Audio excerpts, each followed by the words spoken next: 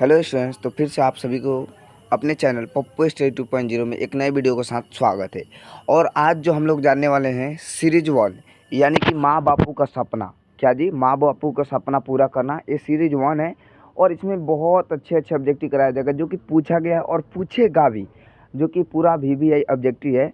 तो अगर आप लोग अभी तक वीडियो को लाइक नहीं किए हैं तो फटाफट वीडियो को लाइक कर लेंगे। और चैनल पर नए होंगे तो चैनल को ज़रूर सब्सक्राइब कर लीजिएगा। अगर आप चाहते हैं कि इसको PDF मिल जाए तो टेलीग्राम का लिंक जुड़ जाइएगा। आप लोग टेलीग्राम का लिंक हम डिस्क्रिप्शन बॉक्स में दे देंगे, आप लोग वहां से जुड़ सकते हैं। इसका फ्री में सब PDF मिलता है। तो देखिए, आराम से कहीं पर आप क्या कीजिए, हेडफोन लगा लीजिए या ऐसे भी निश्चिंत जगह बैठकर और आराम से सुनते रहिए। बस आप सुनने की ज़रूरी है, याद करने की कोई आवश्यकता नहीं है। बस हम याद करा देंगे, बस आपको सिर्फ सुनना है। तो इसी बात पर पहले तो वीडियो को लाइक कर लेंगे तो हमको भी लगेगा कि हाँ, आप लोग प्रेजेंट है। क्योंकि देखिए, अगर स्कूल में भी जाते हैं तो आप लोग प्रेजेंट का हाजिरी लगवाते हैं, उसी तरह से इसमें हाजिरी होता है लाइक। चलिए तो हम स्टार्ट करते हैं। देखिए, फर्स्ट क्वेश्चन आता है साइंस से। बोल रहा है कि प्रकाश की किरणों गमन करती है, सीधी रेखा, टेढ़ी रेखा, किसी भी दिशा में नहीं कि इनमें से कोई नहीं। तो आप सभी याद रखिएगा, हमेशा सीधी रेखा में प्रकाश गमन करती है। ऑप्शन ए। चलिए देखिएगा, 2 नंबर क्वेश्चन कर रहा है। बताइए, प्रकाश के परावर्तन के कितने नियम होते हैं? प्रकाश के परावर्तन के कितने नियम होते हैं? 1, 2, 3 और 4। तो आप सभी को मालूम है कि प्रकाश के परावर्तन के नियम जो होते हैं 2 गो होते हैं। सब पढ़ाए हैं, सब्जेक्टिव का भी कराएंगे हम, ठीक है ना। चलिए देखिएगा, अवतल लेंस का आवर्धन बराबर होता है, अवतल लेंस का आवर्धन बराबर होता है U/V कि V गुने U कि कहेंगे U प्लस में V कि कहेंगे V/U। तो हम लोग पढ़े हैं आवर्धन को M से सूचित करते, M बराबर में V/U पढ़े हैं ना। तो कहेंगे V/U कहीं पर है तो कहेंगे ऑप्शन डी इज बिल्कुल करेक्ट आंसर जी। यानी कि पूछ देगा आवर्धन को किससे सूचित करते हैं तो M से सूचित करते हैं। चलिए नेक्स्ट क्वेश्चन आता है, ध्यान दीजिएगा। नेक्स्ट क्वेश्चन पूछ रहा है, क्वेश्चन पढ़ ले, देखिएगा बहुत अच्छा है क्वेश्चन। कि बताइए कि किसी दर्पण से आप चाहे कितनी भी दूरी पर खड़े हो, आपका प्रतिबिंब सदैव सीधा प्रतिबिंब बनाता है। वो संभव हो सकता है केवल समतल में, केवल उत्तल अवतल में कि कहेंगे केवल उत्तल में कि या उत्तल या समतल। तो कहेंगे ऑप्शन डी, उत्तल समतल दोनों में है। जैसा भी चाहिए वैसा प्रतिबिंब बन जाएगा आपका, ठीक है ना। चलिए आता है 5 नंबर क्वेश्चन कहता है, ध्यान दीजिएगा। निम्नलिखित में से कौन लेंस की क्षमता का मात्रक है? अब देखिए, लेंस की क्षमता का ये सही मात्रक क्या होता है? तो कहेंगे जूल, वाट, कांच की कहेंगे हीरा। तो कहेंगे लेंस के क्षमता का ये सही मात्रक यानी कि पावर यानी कि ऊर्जा होता है। यानी कि कह सकते हैं इसमें से कोई आपको लग रहा है तो पावर यानी कि क्षमता को कहेंगे वाट लगा देंगे, अगर हमारे पास शक्ति रहता है तो, है ना। कहेंगे इसका राइट आंसर बी इज बिल्कुल करेक्ट आंसर जी। चलिए, कांच लेंस की क्षमता का ये सही मात्रक। देखिए, लेंस की क्षमता का ऐसे है मात्रक, यानी कि यहाँ पर देखिए, अगर हम कहते ऊर्जा का ऐसा ही मात्रक, ऊर्जा का ऐसा ही मात्रक, शक्ति का ऐसा ही मात्रक, शक्ति का मात्रक क्या जी? वाट होता। लेकिन ऊर्जा शक्ति क्या जी इसमें होता है? कांच। चलिए 6 नंबर क्वेश्चन देखिएगा क्या कहता है। कहता है निम्नलिखित में कौन किसका अपर्तनांक सबसे अधिक होता है? अब देखिए, किसका अपर्तनांक सबसे? वायु का कि बर्फ का कि कांच का कि हीरा का? तो आप सभी को मालूम है कि सबसे अपर्तनांक अधिक हीरा का होता है, जो कि 2.42 होता है ना। 2.42 होता है, याद रखिएगा हमेशा 2.42 होता है। चलिए 7 नंबर क्वेश्चन कहता है, बताइए निम्नलिखित में से किस लेंस के अभिसारी लेंस कहते हैं? निम्नलिखित में से किस लेंस को अभिसारी लेंस कहते हैं? उत्तल लेंस, अवतल लेंस कि ए और बी दोनों, कि इनमें से कोई नहीं? तो देखिए, जब कहेगा अभिसारी लेंस, देखिए अभिसारी जब कहेगा तो याद रखिएगा उत्तल आ जाएगा। क्या जी? उत्तल लेंस। और जब कहेगा अपसारी तो अवतल लेंस, याद रखिएगा। तो कहेंगे अभिसारी में आ जाएगा उत्तल लेंस। ऑप्शन ए इज बिल्कुल करेक्ट आंसर जी। नेक्स्ट क्वेश्चन आता है, ध्यान दीजिएगा। नेक्स्ट क्वेश्चन क्या कहता है? कहता है कि बताइए निम्नलिखित में किस माध्यम में प्रकाश की चाल सबसे अधिक होता है? निम्नलिखित में किस माध्यम में प्रकाश की चाल सबसे अधिक होता है? कांच, पानी, लोहा की निर्वात में? तो आप सभी को मालूम होगा कि सबसे अधिक चाल जो होता है यानी कि निर्वात में होता है। क्या जी? 3 × 10⁸ मीटर पर सेकेंड, यानी कि कह सकते हैं कि 3 लाख किलोमीटर पर सेकेंड से, यानी कि 1 सेकेंड में 3 लाख किलोमीटर जाता है प्रकाश। इतना स्पीड से निर्वात में रहता है, जहाँ पर हवा नहीं रहता है वहाँ पर, है ना। चलिए ध्यान दीजिएगा। तो कह सकते हैं दर्पण सूत्र आप लोग बताइए। देखिए, यहाँ पर हम डैश छोड़े हैं, क्यों? क्योंकि आप लोग को यहाँ पर बताना है। तो आप सभी जानते हैं दर्पण सूत्र होता है 1/V प्लस में 1/U इक्वल टू 1/F, है ना। कहें कि भाई देखते हैं, कोई कोई देखता है कि बताइए सर कि ऐसे भी हो सकता है क्या? ऐसे 1/u आप प्लस में 1/v इक्वल टू 1/f। अरे भैया किसी भी तरह से कान को छूइए, कान हाथे से छू रहे हैं तो ठीक है, आपको घबराना नहीं है, देख लेना है, प्लस जिसमें होगा वो दर्पण सूत्र आ जाएगा आपका, लेकिन देखना है सीधा लिखा होगा उसी में। चलिए 10 नंबर क्वेश्चन कहता है, बताइए किसी कार का अग्रदीप, अग्रदीप मतलब जानते हैं आगे के, ठीक है ना, प्रस्तुत दर्पण निम्नलिखित में कौन होता है? कहेंगे अवतल दर्पण कि उत्तल दर्पण कि समतल दर्पण कि कहेंगे समतल या उत्तल दोनों। तो एक बात याद रखिएगा, गाड़ी के आगे वाला शीशा जो होता है ना, हमेशा अवतल दर्पण में होता है। क्या होता है? हमेशा अवतल दर्पण में। और जो साइड में लगा रहता है, जिसको हम साइड मिरर कहते हैं, जिसे हम पीछे वाली गाड़ी को आसानी से देख लेते हैं, उसमें उत्तल लगा रहता है। ये दोनों याद रखिएगा कि आगे अवतल और जो साइड में लगा रहता है पीछे वाला गाड़ी को देखने के लिए, उसमें उत्तल लगा रहता है। चलिए नेक्स्ट क्वेश्चन की तरफ बढ़ते हैं। नेक्स्ट क्वेश्चन देखिए 11 नंबर कुछ है, किसी माध्यम में अपर्तनांक यू का मान होता है, म्यू का मान, यानी कि अपर्तनांक म्यू का मान होता है। तो आप लोग को हम बताए थे कि म्यू इक्वल टू क्या होता है जी? म्यू इक्वल टू होता है यानी कि प्रकाश की चाल, प्रकाश की चाल। देखिए थोड़ा छोटा छोटा लिख लेते हैं। म्यू इक्वल टू क्या होता है? म्यू इक्वल टू अपर्तनांक, बराबर में पढ़े थे आप लोग, साइन आई बटा साइन आर, साइन आर, या ऐसे लिख सकते हैं। एक और होता है, देखिए ये दो होता है, अपर्तनांक इक्वल टू साइन आई बटा साइन आर होता है, और एक और होता है कि म्यू इक्वल टू, देखिए यहाँ पर म्यू का चिन्ह है, देखिए यू जैसा बना के ऐसे ऐसे दोनों तरफ खींच दीजिए, ठीक है ना। म्यू इक्वल टू होता है, जानते हैं क्या होता है? प्रकाश की चाल,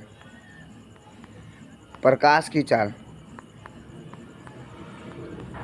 चाल बटा में उस माध्यम में प्रकाश की चाल, यानी कि जिस माध्यम में, मान लीजिए अगर हमको निकालना है कांच का अपर्तनांक, तो कांच में कितना तेज में प्रकाश चलता है या प्रकाश निर्वात में कितना तेज में चलता है। तो निर्वात में तो आप लोग को मालूम है कि 3 लाख किलोमीटर। आप कहेंगे कि मान लीजिए कि अगर हम जान देते हैं पानी में प्रकाश की चाल, तो देखिए ऊपर क्या होता है? 3 लाख होता है, 3 लाख होता है ना। 3 लाख लिख दीजिएगा, मान लीजिए यहाँ पर 3 लाख लिख देते हैं, और नीचे जितना भी पानी में होता है उतना लिख के और कटाइएगा, उतना अपर्तनांक आ जाएगा आपका। अपर्तनांक निकालने की यही सूत्र होता है, याद रखिएगा। चलिए 12 नंबर क्वेश्चन आता है, ध्यान दीजिएगा। कहता है किसी लेंस की क्षमता -2 डायप्टर है, इसकी फोकस दूरी होगी। अब देखिए किसी भी लेंस की क्षमता बोल रहा है कि -2 डायप्टर है, तो इसकी फोकस दूरी क्या हो सकती है? तो आपको मालूम है।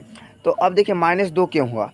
तो कहेंगे पहले तो हम एक सूत्र होता है P इक्वल टू 1/f। अब देखिए ये तो दे दिया हमको 2, तो कहेंगे -2 दिया है, तो मान लीजिए कि हम ऐसे लिख सकते हैं F इक्वल टू 1/p, ऐसे लिख सकते हैं। तो कहेंगे यस। अब देखिए 1 मीटर में होता है, क्या जी? मीटर में होता है, तो इसको हम सेंटीमीटर में बदलेंगे क्योंकि सेंटीमीटर में आंसर लाना है। तो P इक्वल टू क्या, सॉरी F इक्वल टू क्या लिखेंगे? F इक्वल टू लिख सकते हैं कि यानी कि 1 मीटर में 100 सेंटीमीटर होता है। तो अगर 1 मीटर को अगर 100 सेंटीमीटर में बदलेंगे, 100 सेंटीमीटर, अब माइनस है तो माइनस ऊपर जाता है, नीचे रहता है, और नीचे नहीं रहता है। अब 2 से कटाएंगे तो क्या होगा? 50, -50, यानी कि बोल रहा है कि यहाँ पर क्षमता ही है, तो -50 यानी कि मतलब आप लोग जानते हैं कि -0.5 आएगा सेंटीमीटर, है ना, -0.5 सेंटीमीटर, है ना। कह सकते हैं इसका राइट आंसर क्या होगा, यानी कि -0.5 सेंटीमीटर नहीं है। ओह सॉरी, देखिएगा यहाँ पर कैसे बनेगा। लेंस की क्षमता -2 डायप्टर है, तो -2 डायप्टर यानी कि मान लीजिए कि यहाँ से क्या जी 100 सेंटीमीटर से 2 में भाग दीजिए, है ना। इसका राइट आंसर जो आएगा 0.5 सेंटीमीटर, है ना। चलिए अब यहाँ पर न्यूमेरिकल तो बना नहीं रहे हैं कि दिखाएंगे आपको। चलिए बताइएगा कौन सा दर्पण आमतौर पर मतलब कह सकते हैं आमतौर पर अभी, यानी कि कौन सा दर्पण आमतौर पर वाहनों के पीछे देखने के लिए रूप में उपयोग किया जाता है? अभी जस्ट बताए हैं कि साइड मिरर, यानी कि वही हुआ साइड मिरर या पीछे, तो क्या कह सकते हैं? साइड मिरर या पीछे हो उसमें हमेशा उत्तल दर्पण का उपयोग करते हैं, ऑप्शन बी। चलिए नेक्स्ट क्वेश्चन आता है, ध्यान दीजिएगा। नेक्स्ट क्वेश्चन आता है, बताइए कि उत्तल दर्पण के सामने एक वस्तु को कहाँ रखा गया कि प्रतिबिंब प्रकृति कैसी होगी? बताइए उत्तल दर्पण के सामने एक वस्तु को रखा गया, उसकी प्रकृति कैसी होगी? तो उत्तल दर्पण में हमेशा एक बात याद रखिएगा, हमेशा सीधा होता है, काल्पनिक होता है। तो देखिए काल्पनिक हो सकता है कहेंगे, ठीक है ना। तो कहेंगे ऑप्शन ए इज बिल्कुल करेक्ट आंसर जी, हमेशा काल्पनिक होगा। चलिए नेक्स्ट क्वेश्चन की तरफ बढ़ते हैं। देखिए वास्तविक मतलब उल्टा दर्पण में नहीं होता है, वो लेंस में होता है। दर्पण कभी उल्टा नहीं कर देगा, है ना, याद रखिएगा। अब कहते हैं किसी उत्तल लेंस की फोकस दूरी हमेशा होता है, उत्तल लेंस का, तो उत्तल लेंस का फोकस दूरी हमेशा पॉजिटिव में होता है, यानी कि प्लस भी ई में होता है हमेशा। तो एक बात याद रखिएगा, इसका राइट आंसर ऑप्शन ए। चलिए नेक्स्ट क्वेश्चन की तरफ बढ़ते हैं। ध्यान दीजिएगा नेक्स्ट क्वेश्चन क्या कहता है। नेक्स्ट क्वेश्चन कहता है किस दर्पण का उपयोग सामान्यतः वाहनों का पक्ष दृष्टि दर्पणों के रूप में किया जाता है। किस दर्पण का उपयोग सामान्यतः वाहनों का पक्ष दृष्टि दर्पणों के रूप में किया जाता है। तो कह सकते हैं, बताइए, समतल दर्पण, अवतल दर्पण, उत्तल दर्पण, कि इनमें से कोई नहीं। तो देखिए सामान्यतः वाहनों के पक्ष यानी कि पीछे के देखने के लिए हमेशा उत्तल दर्पण का ही प्रयोग करते हैं, लेकिन यहाँ पर उत्तल दर्पण का ही प्रयोग करते हैं। तो सी इज बिल्कुल करेक्ट आंसर जी। नेक्स्ट क्वेश्चन आता है, ध्यान दीजिएगा। कहता है 17 नंबर कि निम्न में से किस दर्पण का फोकस दूरी धनात्मक होता है। तो यहाँ पर एक लॉजिक जानना है आप सभी को बहुत अच्छे से। सिर्फ आप लोग हम क्या बोले थे, हेडफोन लगा लीजिए और सिर्फ सुनिए। अब देखिएगा हमेशा यानी कि फोकस दूरी जब आप पूछेगा तो एक बात कंफ्यूज हो जाता है आप लोग की, कौन प्लस में होगा कौन माइनस में होगा। तो यहाँ पर सुन लीजिए, यानी कि उत्तल हमेशा प्लस में रहता है, या तो लेंस होता या तो दर्पण हो। तो अवतल हमेशा माइनस में रहता है, या तो लेंस हो या दर्पण हो या लेंस हो। एक बात याद रखिएगा कि छोटा बच्चा पैसा अपना बचा के रखता है कि हाँ अब भैया अपना पैसा उड़ा देते हैं कि हाँ भाई अब खा जाओ, हम ना हम से बाद में हम खाम किन के। तो क्या होता है, उसके पास धन रहता है, हमेशा छोटे के पास धन रहता है। अब भैया क्या करेगा, कर्जा मांग मांग के कहेगा कि छोटे भाई देना तोरा के हम पैसा बाद में दे दें, यानी कि वो कर्जा मांग मांग के खा रहा है। तो अवतल या लेंस होता या दर्पण होता, अवतल में माइनस और उत्तल में प्लस, ठीक है। तो याद रखिएगा। तो पूछ क्या रहा है, किसी दर्पण के फोकस दूरी धनात्मक होती है, तो धनात्मक हमेशा किस में होगा, तो कहेंगे उत्तल दर्पण में होगा। ऑप्शन बी करेक्ट आंसर जी। चलिए नेक्स्ट क्वेश्चन की तरफ बढ़ते हैं। नेक्स्ट क्वेश्चन आता है, बताइए, नई कार्तिक चिन्ह परिपाटी के अनुसार दर्पण के सामने रखे गए बिंब की दूरी ली जाती है। अब देखिए यहाँ पर इसका कहना है मतलब कि नई चिन्ह परिपाटी के अनुसार सभी दूरियां कहाँ से मापी जाती है या कहाँ से ली जाती है। तो एक बात याद रखिए, मान लीजिए कि हम गोलीय दर्पण बनाए, तो यहाँ पर ध्रुव बनाए, और यहाँ पर मान लीजिए कि हम यहाँ पर फोकस बनाए, यहाँ पर वक्ता केंद्र बनाए। तो अगर मान लीजिए अगर फोकस दूरी को मापना है तो क्या करेंगे, यहाँ से यहाँ तक मापेंगे। अगर वक्ता त्रिज्या को मापना है तो फिर यहाँ से हम यहाँ तक मापेंगे, यानी कि सभी दूरियां कहाँ से मापेंगे, हम ध्रुव से ही मापते हैं। तो कहेंगे इसका राइट आंसर, देखिए, नई चिन्ह परिपाटी के अनुसार दर्पण के सामने रखे गए बिंब की दूरी ली जाती है, तो कभी धनात्मक और कभी ऋणात्मक, है ना, कभी धनात्मक और कभी ऋणात्मक। ऑप्शन यानी कि सॉरी, इसमें नई चिन्ह परिपाटी के अनुसार हमेशा ऋणात्मक ली जाती है। ऑप्शन सी याद रखिएगा, हमेशा उल्टा ले जाती है इधर, यानी कि कह सकते हैं लेफ्ट हैंड साइड, है ना, लेफ्ट हैंड साइड हमेशा ली जाती है, इसलिए उल्टा आता है। अगर राइट हैंड साइड लिया जाता तो उसमें हमेशा प्लस आता। देखिए, किसी लेंस द्वारा उत्पन्न आवर्धन का एसआई मात्रक। अब यहाँ पर लेंस का एसआई मात्रक पूछ रहा है, तो आप सभी की ये बहुत बार पूछेगा कि लेंस के एसआई मात्रक मीटर, सेंटीमीटर, मिलीमीटर की मात्रा विहीन। तो एक बात याद रखिएगा, लेंस की क्या जी, लेंस के एसआई मात्रक होता ही नहीं है। तो कहेंगे मात्रा विहीन इज बिल्कुल करेक्ट आंसर जी। लेंस का मात्रा नहीं होता है, आवर्धन का मात्रक होता है ना, आवर्धन का मात्रक होता है। चलिए अब बताएं, निम्न में से किस लेंस की फोकस दूरी धनात्मक होती है। निम्न में से किस लेंस की फोकस दूरी धनात्मक होती है, उत्तल लेंस, अवतल लेंस, समतल अवतल लेंस, कि इनमें से कोई नहीं। तो निम्न में से किस लेंस की फोकस दूरी धनात्मक होती है। तो एक बात याद रखिएगा, निम्न में से किस लेंस की फोकस दूरी, हम अभी बताए थे कि धनात्मक सभी होगा तो हमेशा उत्तल में होगा, है ना, ऑप्शन बी होगा। उत्तल में ही होगा तो होगा धनात्मक, कभी भी याद रखिएगा। चलिए आता है, निर्वात में प्रकाश की चाल है। निर्वात में प्रकाश की चाल क्या है, कहेंगे 3×10⁸ मीटर पर सेकेंड, कि कहेंगे 3×10⁸ सेंटीमीटर पर सेकेंड, कि कहेंगे 3×10⁸ किलोमीटर पर सेकेंड, कि कहेंगे इनमें से कोई नहीं। तो हम आप लोग को अभी जस्ट पढ़ाए थे 3×10⁸ यानी कि मीटर पर second. Option A correct answer है जी, ऑप्शन ए। यहाँ पर चौकी तो नहीं होना है कि हम कौन संभाले, आप लोगों को अच्छे से सिर्फ सुनना है, बस हो गया। उसके बाद जाके एग्जाम में दीजिए, मज़ा ही मज़ा है। चलिए अब देखिएगा, यहाँ पर आता है, यदि किसी समबाहु त्रिभुज प्रिज्म के निर्गत कोण के विचलन कोण क्रमशः 40 और 30 डिग्री के आतन पर हो, तो बताइए तो क्या होगा तो क्या हो सकता है। तो कहेंगे 40 और 30। तो एक बात याद रखिएगा, 40 डिग्री और 30 डिग्री है ना, इसको ऐड कर दीजिए, 30 डिग्री है ना, इसको ऐड कर दीजिए। क्या आएगा 70 डिग्री। कहीं पर दिखाई दे रहा है तो कहेंगे ऑप्शन डी। ये दोनों का बीच का है तो भाई हम जानते हैं कि आई बराबर आर होता है, तो इसको हम क्या करेंगे, ऐड करेंगे यार। चलिए अब देखिएगा 23 नंबर क्वेश्चन आता है कि एक उत्तल लेंस की क्षमता 1 डायप्टर है तो उस लेंस की फोकस दूरी होगी। एक उत्तल लेंस की क्षमता 1 डायप्टर है तो उस लेंस की फोकस दूरी होगी 10 सेंटीमीटर, -10 सेंटीमीटर कि +10 सेंटीमीटर कि इस पहले सॉरी +100 सेंटीमीटर कि -100 सेंटीमीटर 100 एम। तो कहेंगे देखिए अगर एक डायप्टर है तो हमेशा ही एक बात याद रखिएगा, हमेशा एक डायप्टर है तो आप लोग जानते हैं हमेशा किसका आता है, 100 + 100 का आता है एक डायप्टर। अभी भी हम आपको प्रूव करके बता सकते हैं, सूत्र पर रखिए, आपका आंसर ऑटोमेटिक आ जाएगा, इसको कोई रटने की ज़रूरी ही नहीं पड़ेगा। अब देखिए यहाँ पर कुछ पूछ रहा है, निम्नलिखित में प्रकाश के रंगों का किस रंग का अपवर्तनांक अधिकतम होता है। अब देखिए अपवर्तनांक मतलब क्या कहते हैं, मतलब किस रंग का अपवर्तनांक सबसे अधिक होता है। कहेंगे लाल कि पीला कि हरा कि बैंगनी, यानी कि अपवर्तनांक मतलब जानते हैं सबसे ज़्यादा झुकता है। अगर मान लेते हैं प्रिज्म है, क्या है, प्रिज्म है ना, ये सूर्य है भैया, सूर्य है। अब मान लीजिए ये सूर्य है, यहाँ से हम इसका टॉर्च किया तो क्या हुआ, ये 7 रंगों में विभाजित हो गया।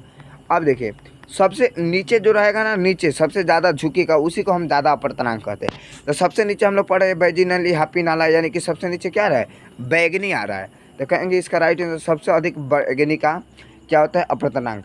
अब वहीं अगर यहाँ पर पूछेगा तरंग दैर्ध्य किसका अधिक होता है, तो तरंग दैर्ध्य हमेशा लाल का होता है। तरंग दैर्ध्य मतलब जानते हैं क्या होता है, सबसे ज़्यादा दिखाई देने वाला। अगर देखिए कोई भी चीज़, अगर लाल बत्ती को क्यों उपयोग किया जाता है, क्योंकि वो बहुत दूर से ही दिखाई देता है, उसका तरंग दैर्ध्य सबसे अधिक होता है, जिसके कारण खतरे के सिग्नल में ही लाल का किया जाता है। यही पूछ देगा कि बताइए रेलवे स्टेशन पर खतरे के सिग्नल के लिए लाल ट्रैफिक का उपयोग क्यों किया जाता है, तो आप लोग को आंसर लिखना है क्योंकि उसका तरंग दैर्ध्य अधिक होता है, जिसके कारण कोई भी इंसान या कोई भी जानवर को अधिक दूर से दिखाई देता है, जिसके कारण लाल रंग को हम लोग खतरे के सिग्नल में लगाते हैं। ऐसे लिखिएगा। 2 नंबर क्वेश्चन बन गया। देखिए साइंस क्या है, साइंस अपने में बनाने के लिए है, ठीक है ना, उसमें कुछ रटने की कोई आवश्यकता नहीं पड़ता, अपने से जितने बना लीजिए वो साइंस है, ठीक है। पानी में डूबे एक उत्तल लेंस की फोकस दूरी हवा में उसकी फोकस दूरी की अपेक्षा, बताइएगा। देखिए पानी में डूबे उत्तल लेंस की फोकस दूरी हवा में उसकी फोकस दूरी की अपेक्षा अधिक होगी कि कम होगी कि अपवर्तित होगी, कि कहेंगे इनमें से कोई नहीं।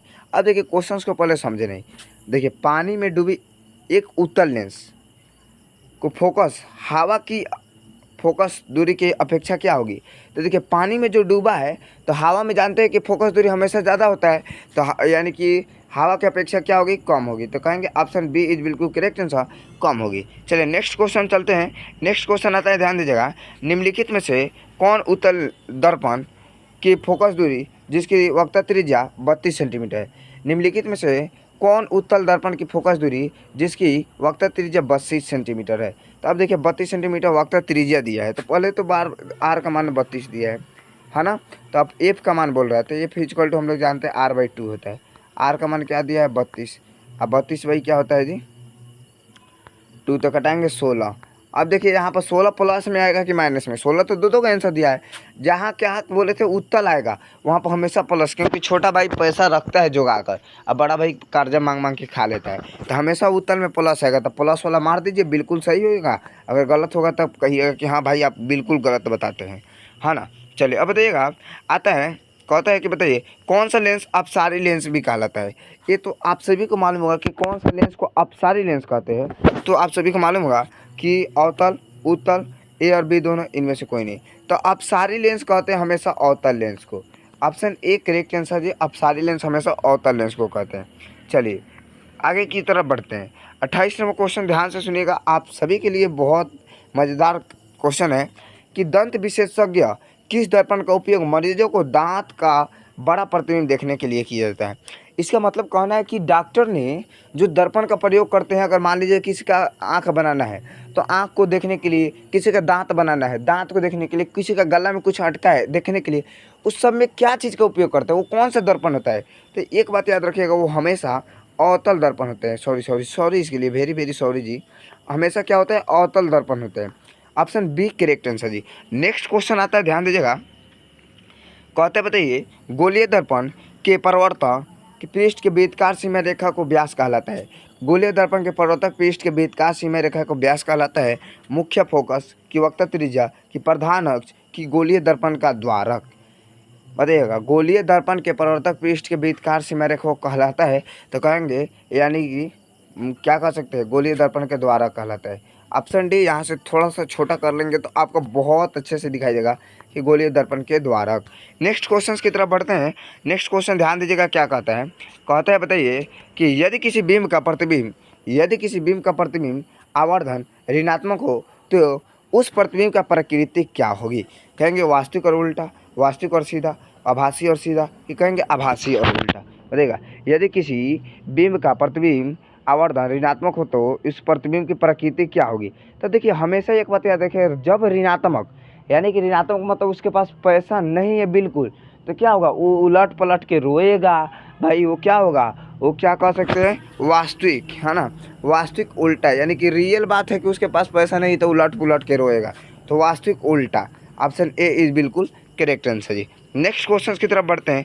नेक्स्ट क्वेश्चन जो आता है बताइएगा, किसी शब्दकोश को छोटे अक्षरों को पढ़ने के लिए आप निम्न में से किस लेंस के पसंद करेंगे। 5 सेंटीमीटर फोकस दूरी का एक अवतल लेंस को, कि 5 सेंटीमीटर फोकस दूरी के एक उत्तल लेंस को, कि 50 सेंटीमीटर फोकस दूरी एक अवतल लेंस को, कि कहेंगे 50 सेंटीमीटर फोकस दूरी एक अवतल लेंस को। बताइएगा क्या हो जाएगा।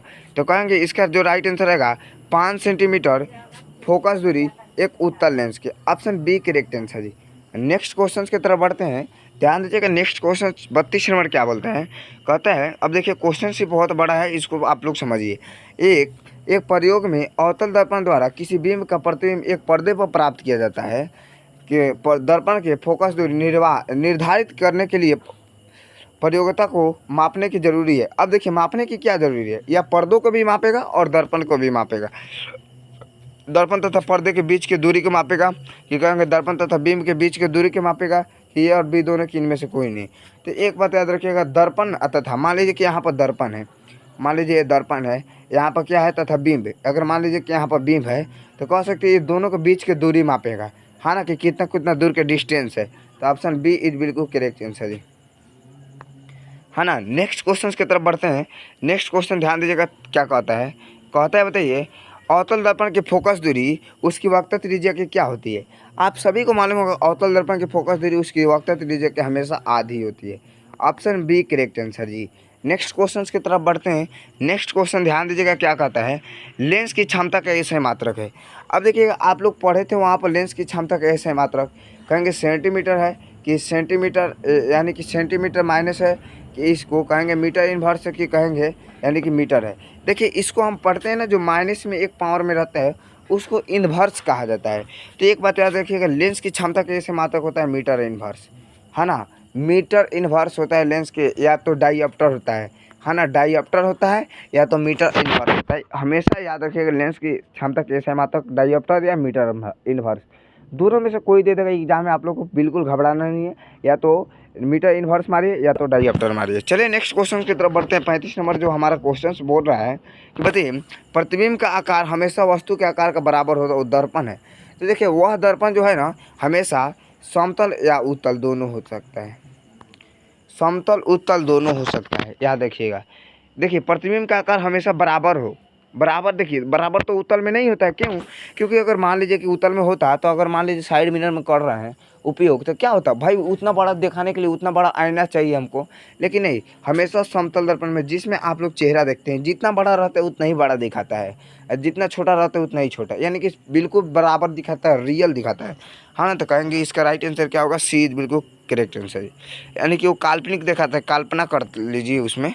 बताइए लेंस के मुख्य फोकस की संख्या कितनी है, लेंस के मुख्य फोकसों की संख्या कितनी है। तो कहेंगे हमेशा लेंस के मुख्य फोकसों की संख्या 2 गो है, क्या है, 2 गो है, याद रखिएगा। चलिए नेक्स्ट क्वेश्चन की तरफ बढ़ते हैं। नेक्स्ट क्वेश्चन जो आता है बताइए, सर्च लाइट का परावर्तक सतह होता है। सर्च लाइट मतलब जानते हैं आप लोग, सर्च लाइट के परावर्तक सतह कहेंगे उत्तल, अवतल, समतल की कोई नहीं। तो एक बात याद रखिएगा, सर्च लाइट में भी क्या चीज़ का ज़्यादातर अवतल दर्पण का उपयोग होता है, क्या जी, अवतल दर्पण का उपयोग होता है। चलिए नेक्स्ट क्वेश्चन की तरफ बढ़ते हैं। नेक्स्ट क्वेश्चन आता है, परिवर्तन के नियम से निर्धारित होती है। परिवर्तन के नियम से निर्धारित होती है।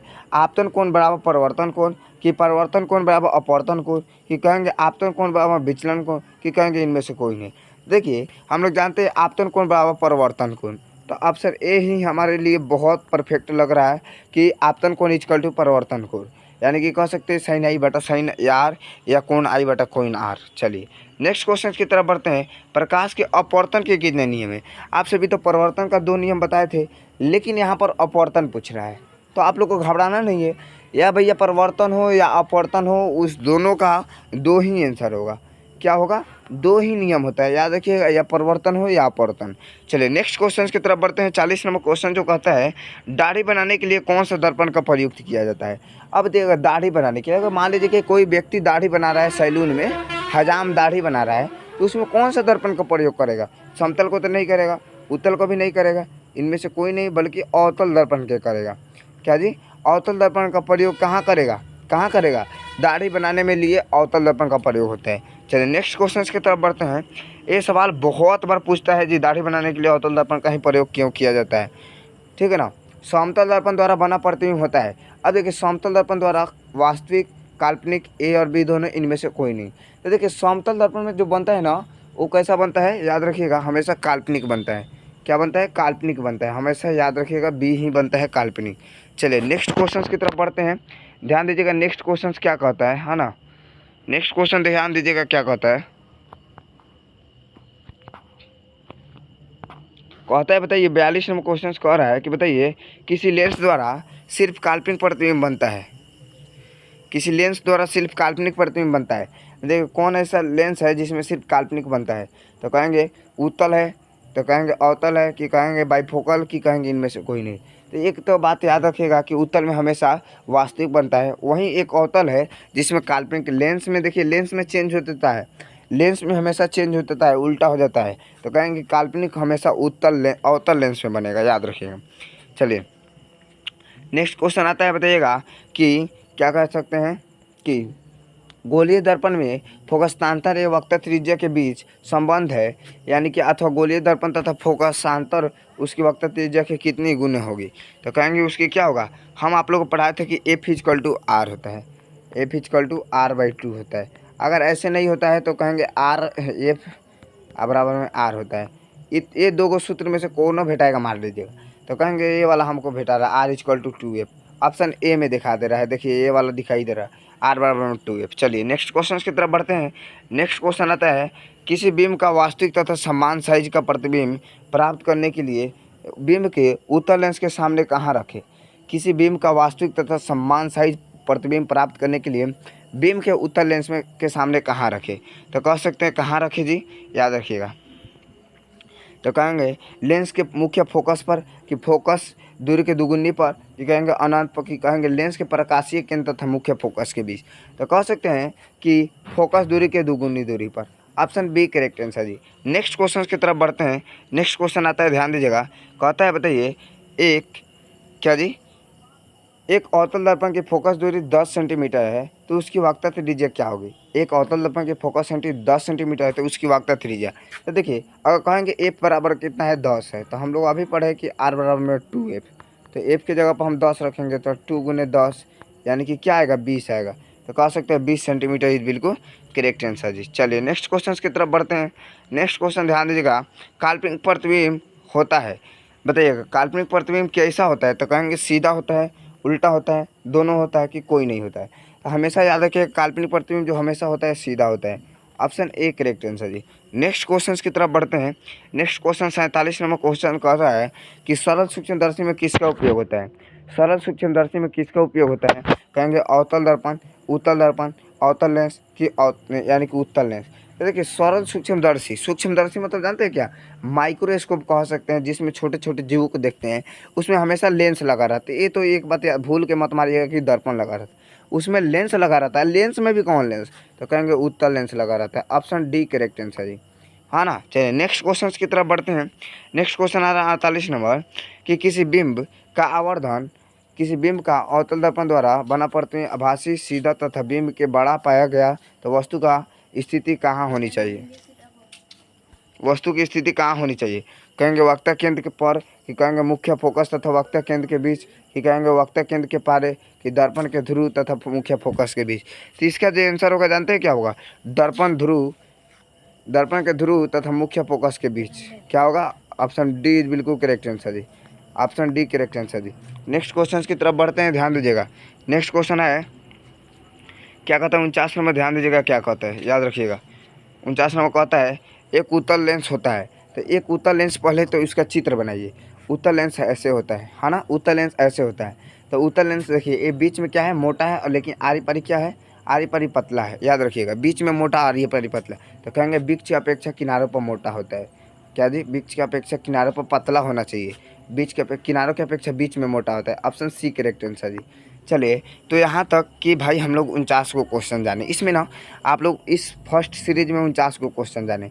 तो आप सभी ज़रूर बताइएगा कि कमेंट में आप लोग को वीडियो कैसा लगा। अगर अच्छा लगा होगा तो माँ सरस्वती के नाम लेते हुए आप लोग ज़रूर एक फ्रेंड के पास शेयर कर दीजिए। शेयर करने में पैसा लगता नहीं है, ये सब PDF आप लोग को हम फ्री में दे देंगे। आप लोग को हम डिस्क्रिप्शन बॉक्स में जाकर चेक कीजिएगा, यानी कि टेलीग्राम लिंक दे देंगे, वहाँ पर जाइएगा, आप लोग ज्वाइन हो जाइएगा टेलीग्राम में, आप सभी को PDF उसी में मिल जाएगा। तो मिलते हैं अगली वीडियो के साथ आप सभी के साथ, और आप लोग ज़रूर बताइएगा कि आप लोग को वीडियो कैसे लगा, और कमेंट में ज़रूर बताइएगा कि पार्ट 2 लेकर आ रहे हैं हम लोग बहुत जल्द। ठीक है, आप लोग उसका इंतज़ार करिए। मिलते हैं अगली वीडियो में। जय श्री राम। आप सभी खुश रहे और हम भी खुश रह रहे हैं। चलिए।